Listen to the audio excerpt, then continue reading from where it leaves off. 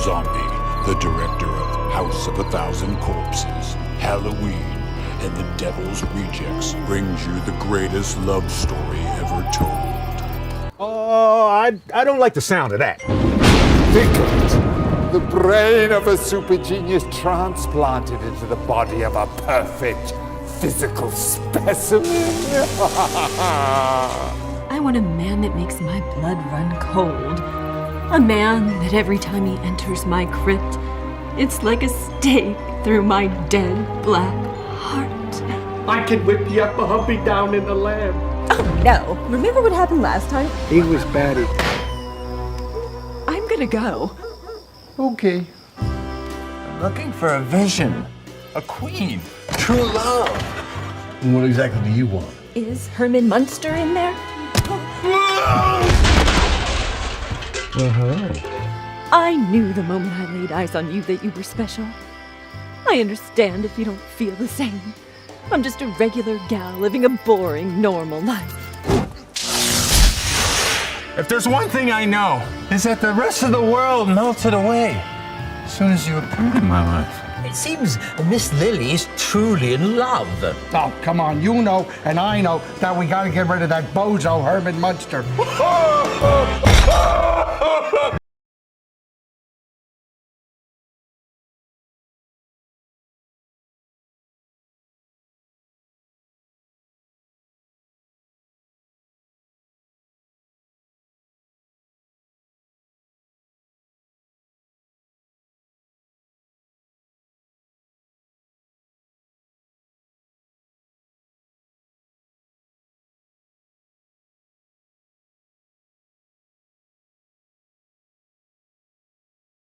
From Transylvania. That's a strange way of saying hello. Oh, I guess we're gonna have to get used to it.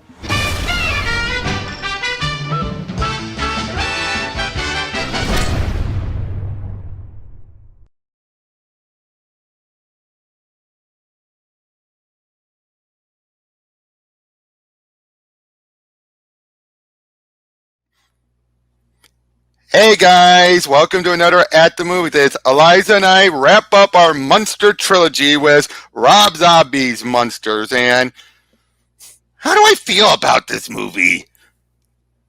I think you should go first on that one because I have my own thoughts as well. I am very torn on this movie. There's a lot of stuff to like. Now, one thing I want to get this out of the way. This has to be one of the best things Universal 1440 has done compared to all the other shit they put out. I would also say that this might be my favorite Rob Zombie movie, but that's because I've never been a big fan of Rob Zombie's style. Fair enough. Absolutely fair enough. But like I said, given the restriction he had of no black and white, let's be honest, this movie would have worked phenomenally in black and white. Oh, yes. But they couldn't... Sorry? If Rob Zombie had made this in black and white, this would have been spectacular. And I bet you he went in writing the script and everything for this to be in black and white. But then they told him, nope! But here's the thing. Some of the visual styles that he aimed from another movie would not have worked if it had been in black and white because he aimed from Creepshow. And I love Creepshow. Very true. That was probably a case of one of the things he had to do, again, after he was told you couldn't do it. But I gotta say this. Best grandpa. Oh, hell yes. Best grandpa by Decent Lily. I noticed the lilies have not been bad. Have you noticed that? Even here, Shelley Moon Zombie, she wasn't great. And I don't think she knew their character very well, but for what she had, again, I was expecting a bigger train wreck. Yeah, but I'd still not say that the character that was the breakout character of this film is Igor, as played by Sylvester McCoy. Oh, everyone loves Igor, and the fact that they actually came up with a good way of explaining him becoming the Bat. Yes, it was so. Because Igor was a character too. He was just like, you want to stick around? Oh, you've got a date tonight too, huh? I'm just doing that from the show, but I know. But this again. It's a mess. That's how I would describe this. It's a mess, but it's not a hot mess. Nor is it a cold mess. It's a mess, but it's an enjoyable mess. Yes, I will agree with that. It is enjoyable, but like I'll say, worst Herman. I hate to say this about the man. but he is not a good Herman. Yes. The closest part he gets to being a good Herman is that scene when Lily and Herman first meet. It is so that was the best part. Yes, but everything else, it's like, did you even watch the show before you took this role? Or was it just because, hey, your friend Rob Zombie asked you to take part? Here's the thing, though. I will say this. They do get the Herman grandpa thing slightly better than the Christmas one did, but so far worse at the same time. But, well, I say this. This is a good starting point for it. But unfortunately, there's no payoff. That's my biggest problem. The thing about the Herman grandpa thing was always that there was this slight antagonism. Slight. Yeah, slight. But it makes sense here, though, for the beginning, because one, he's the Count. He has, I always saw that Eddie kind of warmed up Grandpa. That's my eyes. I always felt like once he became a Grandpa finally chilled out. So it makes sense here. He's still like, I don't like you. I do not like you at all. Yeah. So it makes sense, but unfortunately, there's no payoff in this movie. Except them getting the Mockingbird Lane. Because here's what I was expecting. I was expecting them to meet up Marilyn when they came to the States, and I was expecting Lily to reveal she's pregnant at the end. Neither of that happens. There is something I did notice while watching this film that I wanted to mention quite often, is this film, if it was a pilot for a TV show, it would get me interested in watching that TV show. Yes, definitely. If this was a pilot movie for a show and it led right into the show, that would have worked. But as a movie, and again, like I said, it's probably the best thing Universal 1440s put out. Not by much, but it's definitely one of their better stuff. And Rob Zombie, I gotta say this. I don't think he's as big of a fan as he lets on. There are some things in here that don't fit the characters. Now, I do think he was a good fan. I do think he watched it, but I don't think he rewatched it getting ready for this movie. That's the feeling I got. Like, he remembers certain characters. He remembers certain moments, but there's something... What? I'm still surprised he decided to make Lester as big a part of this film. Oh, yeah. But at the end, they're rich. What? Yeah, and it's like, though, the Adams are rich. The Munsters were struggling to get by. And, oh, God, the one moment that I really hated at the end was when Herman came out and saw everyone was... it was after Halloween, so he sees everyone looking normal. Herman would not freak out like that. No, because that's always like, oh, it's like, no, Herman would be like, oh, that's strange. Yeah. Now, there is one character I would say would probably freak out like that. That'd be Grandpa, but... Oh, Grandpa would, because he's so old-fashioned. I think maybe Lily would be disturbed. Yeah, but Herman's always been... Come on, that his famous speech. Yeah. His famous speech about it matters about the size of your heart and your character, the strength of your character. That's not what this Herman would be. This Herman was like, oh, they're freaks, they're creepy. He's like, what? No.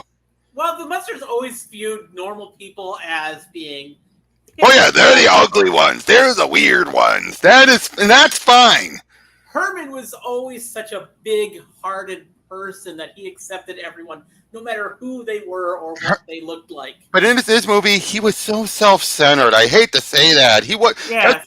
When I saw the trailer, I thought they're making Herman an idiot. Now, he sounds like an idiot, but he doesn't act like an idiot. He acts like a self-centered jerk. Yeah. And I guess I hate to say this, there's no chemistry.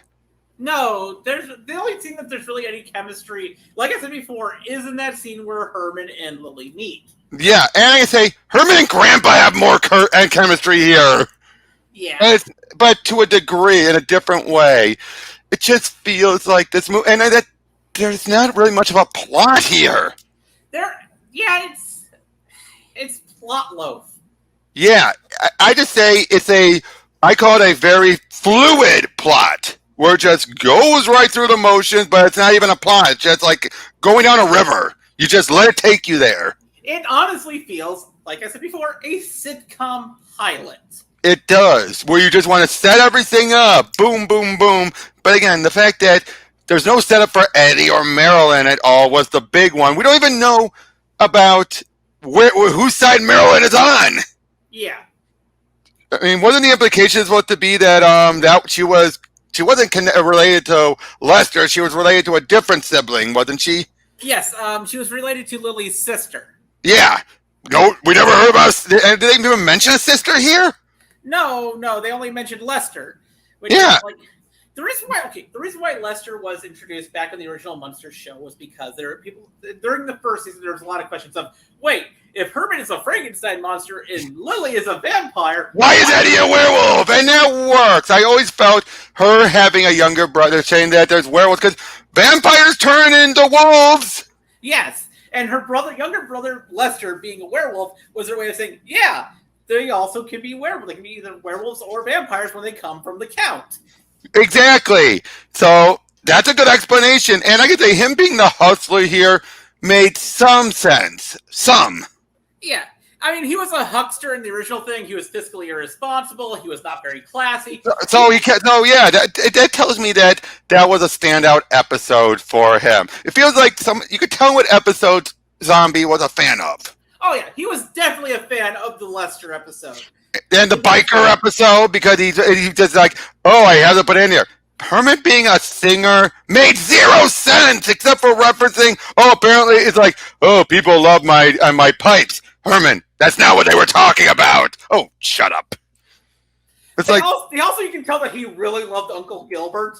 Mm-hmm. Because there's this long, like 6 minute scene where it's just a montage of Herman and Lily hanging out with Uncle Gilbert.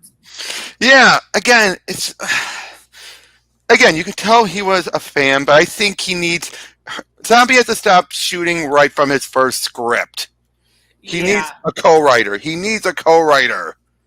It's one of my problems with his other movies. Like, there's some good concepts in his Halloween film. It just really needed like 2 or 3 more drafts.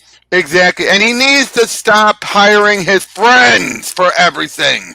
There's nothing wrong with hiring your friends, but also make sure you hire the correct people for the roles. Like I said, his wife walked out and that she was a decent Lily. I don't think she saw the movies, but I think she's heard enough about Lily from Rob that she understood what to do.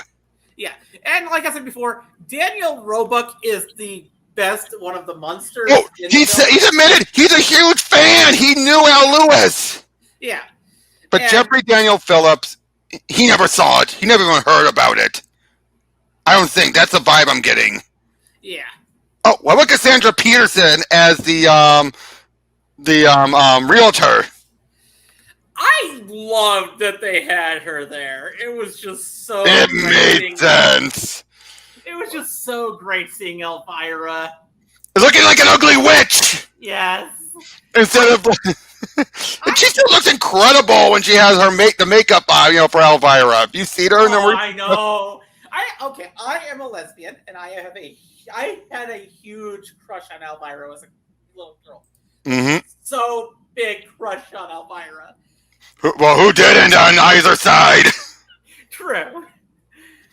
And seriously, I mean, granted, let's be honest, a lot of her rack is a push-up more than it is her actual size. Oh, yeah. That's the funny thing. When people see her, they're like, wait, you're not as big as Elvira, push-up. Yeah, like if I wore a push-up bra, they would think that I'm not going to get into that. Right. But I gotta say, though, what a waste of cameos for Pat Priest and Butch Patrick just for voices.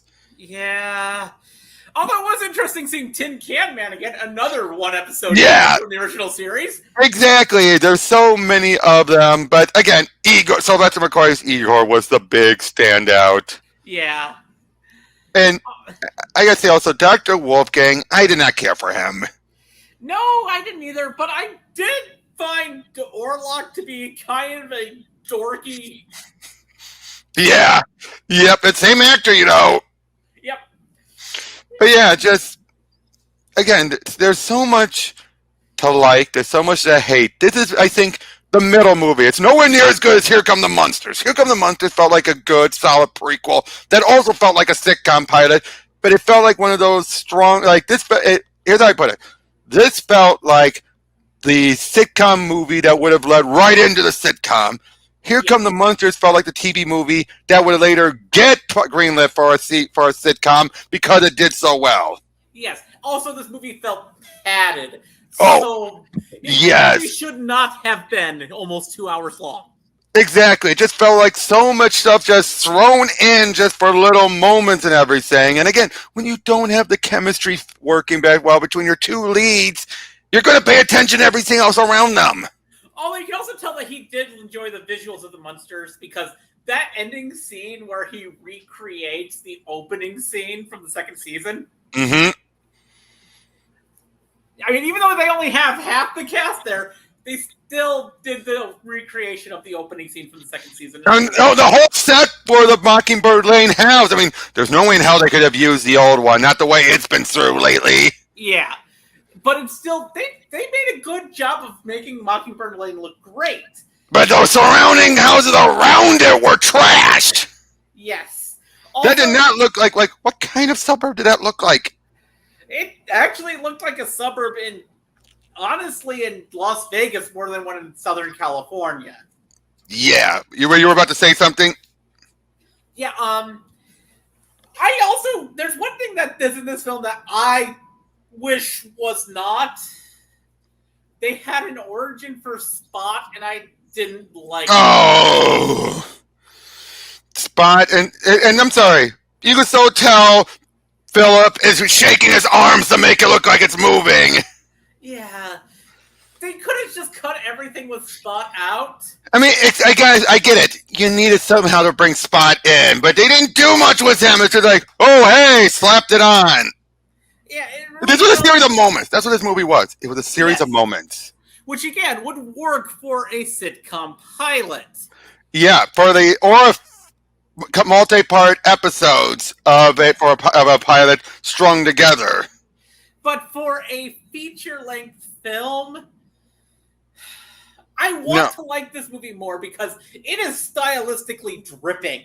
Oh, definitely. Now, also, I did not care for Herman looking that green. I prefer him looking the grayish green, like in Here Come the Munsters. Yeah. I felt the color balance was off on some of the makeups. Like, they made Grandpa too blue. They made Herman too green. Way too green. It almost feels to me like he was trying to mimic colorization. Yes. He was trying to go, I think James Rolfe put it best in his review. It felt like he was trying to mimic the old horror commercials of the day. Yes. It really feels like it's trying to aim for that kid-friendly horror commercials of the late 80s, early 90s. Yeah, but is this movie as bad as everyone says? No, but I can see why people are hating it. That's what I say. Yes, I would not say that this movie is bad. I would also not say that the movie is great, like the greatest thing ever. I would say this movie is stylistically dripping and fun and enjoyable to watch, but is narratively the weakest. It's narratively the weakest, but I'd still place it over a scary little scary Christmas. Yes, I would place this at about a 6.5. Exactly. Same here, 6.5. But unfortunately, for me, what hurts it the most is Herman. Herman is what hurts it the most because, again, Philip is a good actor. But he was just picked because he's Zombie's friend, nothing more. And unfortunately, it shows. He didn't feel like, he's perfect for Herman. He's my buddy. I need to try and keep it as cheap as I can for this thing. I'll just cast him. I think that's the other thing. I bet you if he had a bigger budget, he could have casted. He probably would have casted someone else. Seriously, the $5 million budget.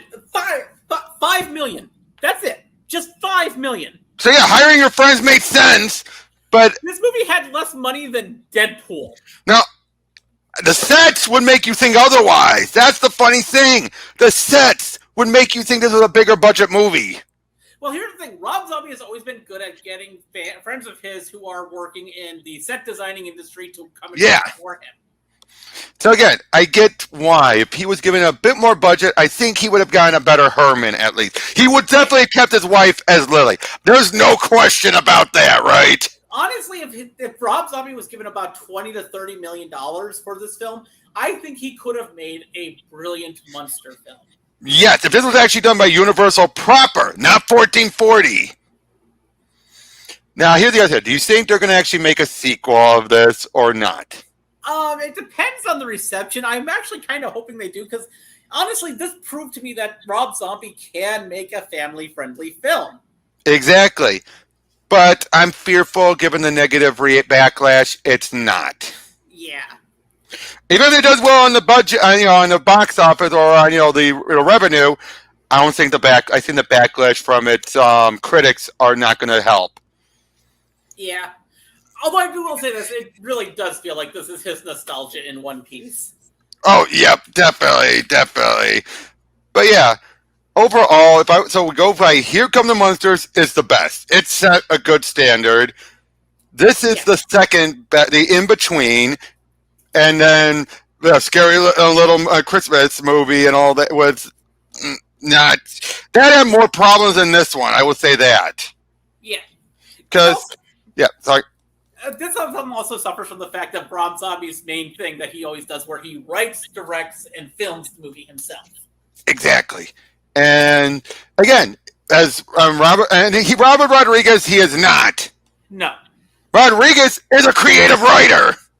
Zombie is not a creative writer, but he is a creative vision. He actually knows how to frame things well.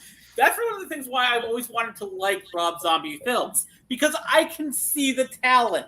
Yes, so do I. And here, when we're done here, I'm going to watch the movie one more time because I have the Blu-ray. I'm going to watch it with the commentary so I can finally hear what he feels about with this movie. I'm probably going to watch it again as well because I enjoyed it as it feels like a good film to watch for a Halloween party. Oh, have it playing in the background while everyone's talking and having someone else sit by and watching it if they have no one else to talk to, it wouldn't feel left out. Yeah, also it'd be a great movie to riff on, but then again, I think any movie that's got some decent comedy can be a good movie to riff on.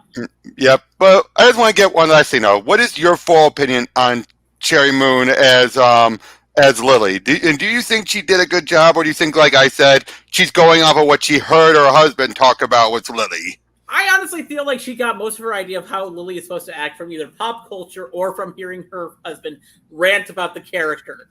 Yeah, because the other two actresses were better in that regard, but she wasn't trash. She wasn't as bad as Philip as Herman. She at least felt like she had basic knowledge.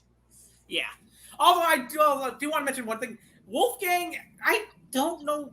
Okay, the one thing that bothered me throughout this entire film is, when is this film set?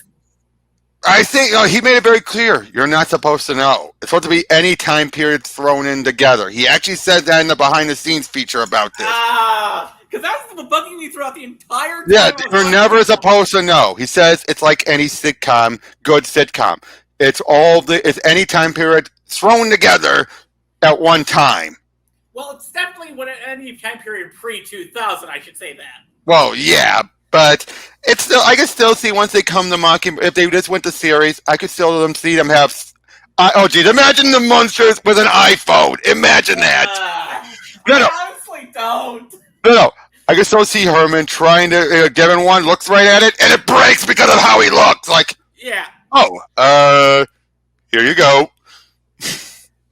Come on, there's some humor there. Or Grandpa being told, okay, let's and now you got to record your face so it can recognize the Face ID stuff. And of course, it doesn't work for him and Lily for obvious reasons. Yeah.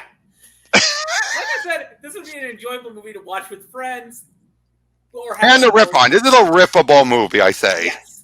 It's a riffable movie. It's not so bad it's good riffable movie. It's just a fun with friends riffable movie. Exactly. And that's something that, could you see Lewis riffing on this? Oh, hell yes. Yes, maybe here. But I want to suggest this to him eventually for him to try and do a riff on it.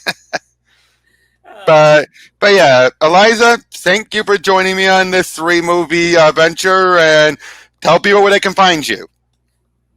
It's fun being here. Mm-hmm. Hopefully we can do this again sometime. Hopefully. But tell people where they can find you. Oh, you can find me at ElizaGWR on YouTube.com. You can also find me on ElizaGWR at Twitch. Basically, go to Twitch, YouTube, or Twitter. You can find me as ElizaGWR. Mm-hmm. Well, again, thank you so much, and have a happy October. And everyone else here, we'll see you all in the next one. Take care. Bye.